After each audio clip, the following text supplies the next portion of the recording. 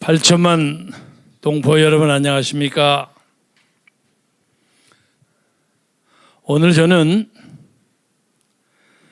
포스트 코로나 시대를 열자 하는 제목으로 말씀드리려고 합니다. 지난 한 1년여 동안에 대한민국을 비롯해서 전 세계를 휩쓸고 있는 이 코로나 열풍 때문에 인류가 신음하고 있습니다.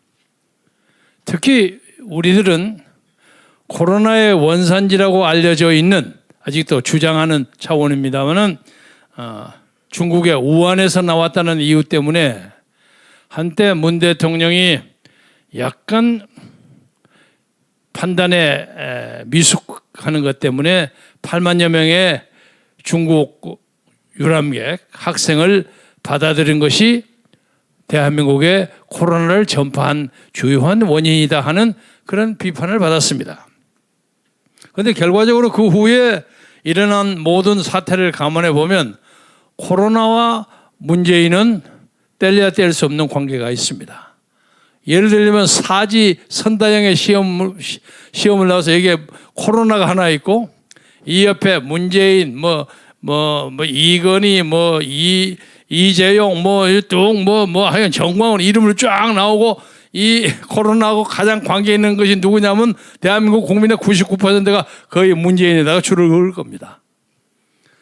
그래서 이 코로나 문제를 문재인하고 같이 취급하기 때문에 포스트 코로나 시대라는 것은 포스트 문재인 시대와 마찬가지입니다. 지금부터 1년 채 못 돼서 문 대통령은 야인으로 돌아갑니다. 그래서 우리는 문재인 이후의 시대를 어떻게 건설해야 하느냐 하는 것을 예비해야 하겠습니다. 그러기에 앞서서 문재인 그 파들이 그들의 간악한 정권을 유지하기 위해서 벌리는 여러 가지의 그 공작을 사전에 효과적으로 제압하고 중단시킴으로써 새로운 시대를 끌어가는데 길을 깔 수가 있다고 봅니다. 우선 우리는 국내외적으로 문재인 보유국이라는 이 오명을 벗어야 합니다.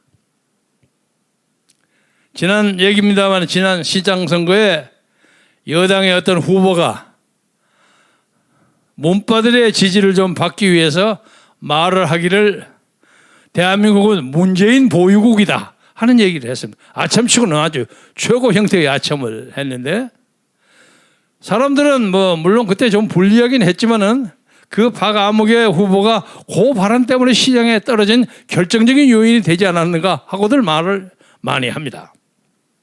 그만큼 이 문재인이라는 이름은 지금 여야를 가리지 않고 점점 사람들이 멀리하고 싶어하는 그런 이름이 되었습니다.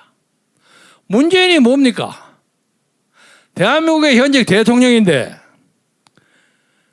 한미 정상회담에 가서는 우리가 원하는 백신은 하나도 가져오지 못하고 엉뚱한 소리만 뻥뻥하고 가요. 그리고 이 양반은 자기가 무슨 얘기를 한 것을 나중에 그 얘기를 했다는 사실을 잘 이해하지 못하는 것 같아요. 참 딱한 일입니다. 그래서 아마도 레임덕이 가속됨에 따라 여당에서도 문재인이라는 이름을 점점 멀리하는 그런 상태가 많이 벌어질 겁니다. 그래서 포스트 코로나 시대는 대한민국이 국내외로 문재인 보유국이라는 오명을 벗어야 한다고 생각하고요. 두 번째로 새로운 시대는 이 나라에 지금 꾸준히 도전받고 있는 70년 된 이승만 박사의 건국과 박정희 대통령의 건설, 산업화로 이루어진 70년 된 대한민국을 자유민주주의를 지키고 자유민주주의와 시장 경제체제와 한미동맹과 그리고 당시에 이 박사가 얘기했던 기독교 입국 이것을 지켜야 합니다. 그런데 기독교 입국이라는 것은 어떤 특정한 종교를 얘기하는 거기 때문에 저도 기독교도입니다만은 이것을 저는 종교의 자유라고 바꾸겠습니다. 그래서 앞으로 포스트 코로나 시대는 자유민주주의의 기반을 확충하고 시장 경제를 확충함으로써 자유스럽게 기업을 할 수 있고 기업하는 사람이 무슨 이상한 규제에 대해서 이리 끌린다 저리 끌린다 회계 부정을 했다 뭐 했다 무슨 승계를 잘못했다 이런 것 때문에 감옥소에 몇 년씩 가서 쭈그리고 앉아 있어요. 그리고 한미동맹은 이번에 한미 정상회담 때문에 미국이 착실하게 다진 게 있습니다. 우선 성주에 사드 기지가 사실상 완성됐습니다. 제 기능을 발휘할 수 있도록 충분히 보급도 되고 기회도 확충된 걸로 압니다. 이것은 무엇을 얘기하는 거냐? 미국은 미 합중국은 적어도 대한민국에 관한 한 어떤 경우라도 함부로 대한민국을 떠나지 않는다 하는 의지, 그리고 대한민국을 근거로 해서 북한과 중국의 도전을 단호하게 막겠다는 의지를 보여준 것입니다. 그렇기 때문에 이 문제를 확보하게 한 것은 대단히 중요한 일이고, 또 하나는 늦기 전에 우리가 한미 동맹을 강화해서 지금 쿼드라는 게 있죠. 네 나라가 들어간 것을 이것을 뭐 파랑가 하는 이름으로 필요하다면 대한민국에 들어오면 이것도 미국이 이름을 바꿔줄 용의가 있다 할 정도의 의지를 표명했습니다. 그래서 새로운 시대는 반드시 그 쿼드라는 경제적 정치적 공동체에 우리도 끼어들어가서 한미일의 연합체제를 가지고 새로운 시대를 개척해야 할 필요가 있다, 이렇게 생각합니다. 세 번째는 우리는 단순하게 저 주사파들이 얘기하는 기계적인 평등, 모든 사람이 똑같이 먹고 살아야 한다, 이것은 진정한 의미의 평등이 아닙니다.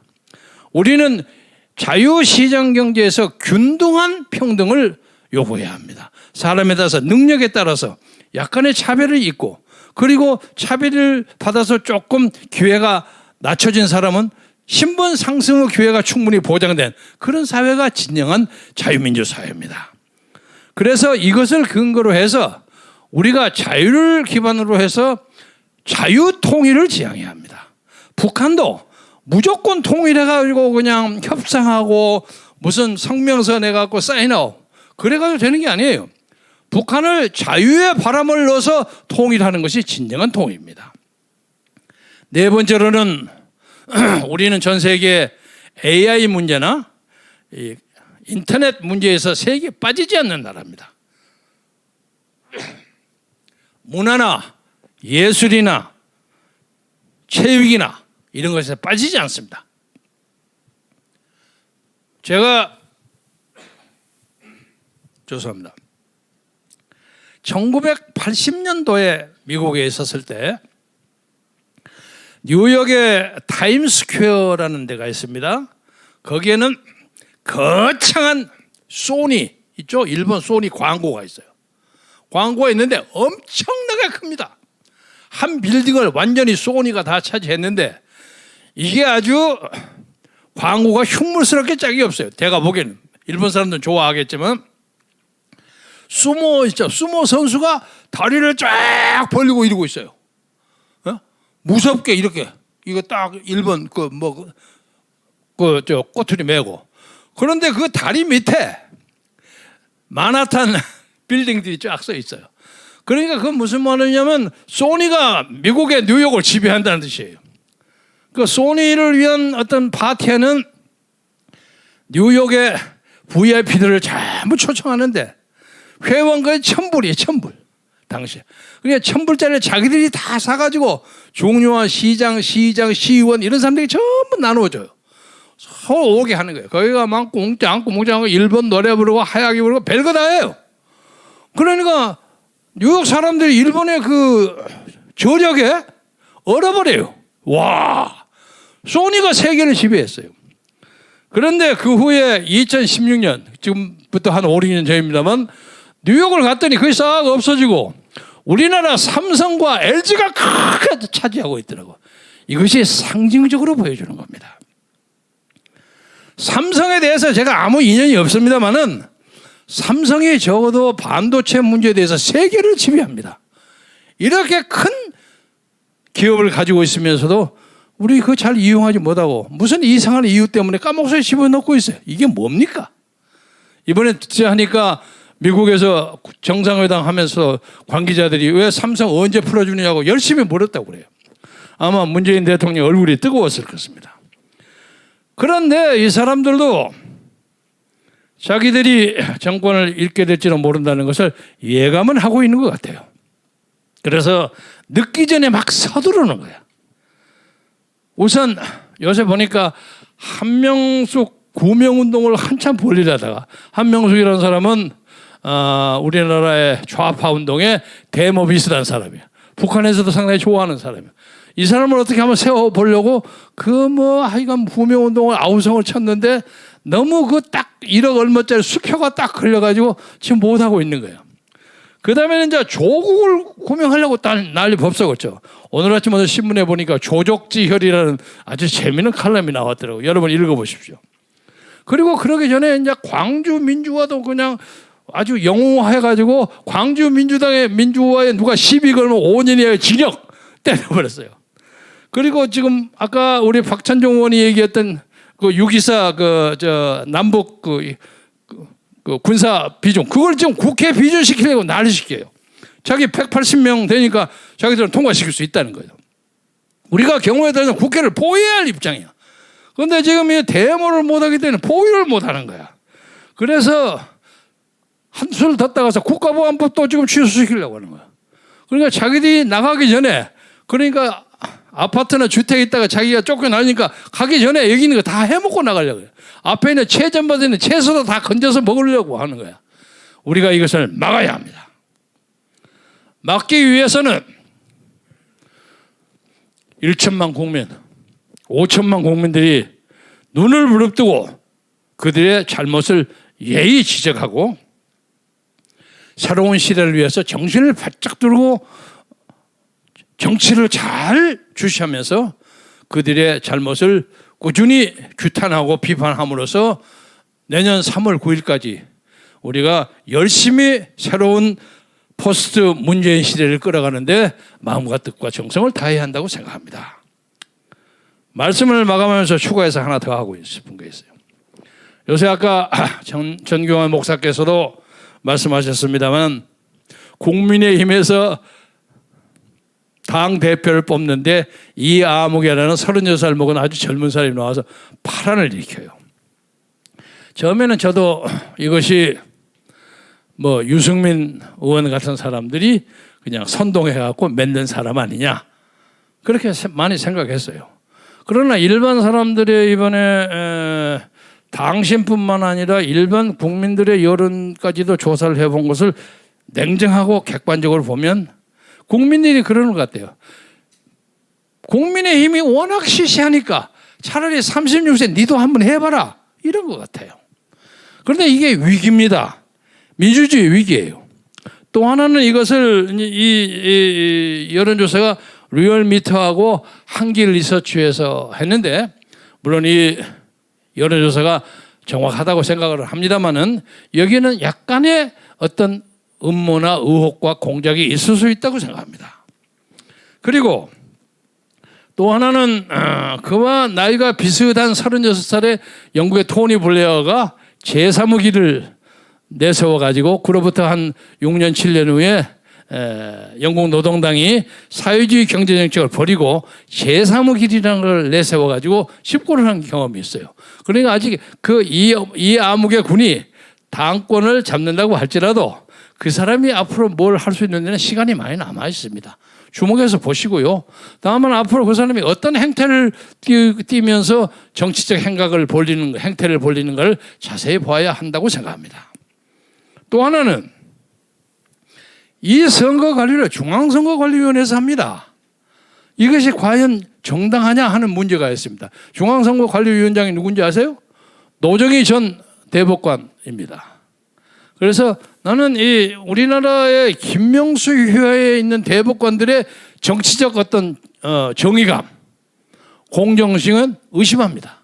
그래서 이 선거도 보세요. 어떤 그저 카나다에 사는 추경호 동지가 저에게 오늘 그 자료를 보냈어요. 2020년 4.15 부정선거도 민주당이 완성했는데 이것도 중앙선거관리위원회 작품이고 그다음에 2019년 2월 27일에 자유한국당의 황교안 당선도 의혹이 많습니다. 마찬가지로 2021년 6일 국민의힘 당대표 선거에도 이준석 당선이 현재로서는 거의 불가피하게 될 수도 있다고 생각하는데, 그와 상대를 하고 있는 나 아무개나 주 아무개 전 의원이 워낙 국민들의 뜻을 받아들이지 못하니까 국민들이 차라리 니들 빠지고 이 젊은 놈 한번 시켜봐라, 이런 것은 일종의 정치적으로 일종의 니힐리즘입니다. 허무주의예요. 그래서 이 문제에서 너무 현혹되지 마시고 앞으로 제3의 세력이 나올 겁니다. 문제가 되면. 그래서 어떤 경우라도 우리가 이것을 흔들리지 말고 내년 3월 9일까지 꾸준히 우리가 국민적 지혜를 모은다면은 기필코 자유민주주의를 지키는 새로운 시대가 내년 3월 9일에 열리리라고 여러분이 믿어주시고, 그런 간단한 어떤 TV쇼, 눈에 보이는 뭐 이런 거 갖고 확 이렇게 넘어가지 마세요. 우리 국민이 세계적으로 아주 우수한 국민인데 무슨 선택을 할 때 깜빡하고 감정적으로 에모셔널리 선택을 해서 나중에 후회를 해요. 그래서 이런 문제에 대해서 냉정하고 정확하게 과학적으로 그렇게 선택하는 자세를 가지는 것이 성숙한 민주국가의 시민이 가져야 할 태도라고 생각합니다. 여러분이 이 문제에 대해서 항상 생각해 주시고, 요새는요 조선, 동아, 중앙 이 신문들이라는 게 사실상 자기들의 기득권을 이용하는 형식적인 인쇄물입니다. 요새 한국의 진정한 언론은 유튜브입니다. 근데 유튜브는 대충 보자면 보수파가 한 6대 4로 조금 우세합니다. 그러니까 여러분이 항상 객관적으로 인정받는 유튜브 많이 있잖아요. 신혜식, 신의 한수, 무슨 너아라 TV, 이봉규 TV, 변희 TV, 고영신 TV, 이런 거 많이 있죠. 미안합니다. 손정대 TV 이런 거 차근차근히 봐가지고 그때를 자세히 보세요. 근데 그 중에는 제 이름을 들지는 않겠습니다만은 몇 사람의 전 국회의원 출신 아니면 언론인들이 제목을 그냥 또르르하게 만들어가고 난리 법석이 난 것처럼 해가지고 조회는 막 올리는데 들어보면 아무것도 없어요. 약간 그렇게 과장성이 있는 사람들은 자세하게 여러분 지혜력을 판단하시고, 좋은 유튜브가 많이 있기 때문에 유튜브를 통해서 꾸준히 그 일상적인 뉴스를 접하고 해석을 접하고 객관적으로 보고, 우리 정광훈 목사님이 하는 또 유튜브 있죠. 광화문온에 지금 어떻게 30만 50만 밖에 안 됩니까? 이걸 틀면 여러분이 공짜로 돈 내지 않고도 가장 정확한 뉴스를 받을 수 있어요. 제가 하는 김경재 방송 그건 아무것도 이제 시작하는 거고, 저는 그냥 해가지고 제 동생들이나 후배들 나누어주는 그런 역할을 합니다. 그래서 많은 일반 TV를 보시기보다는 유튜브를 통해서 여러분이 지식을 가지고, 그리고 지식을 정리하고, 그러면 내년 3월 9일 날 반드시 옛말하면서 좋은 시대가 오리라는 것을 여러분과 함께 믿으면서 그날 위해서 정진합시다. 고맙습니다.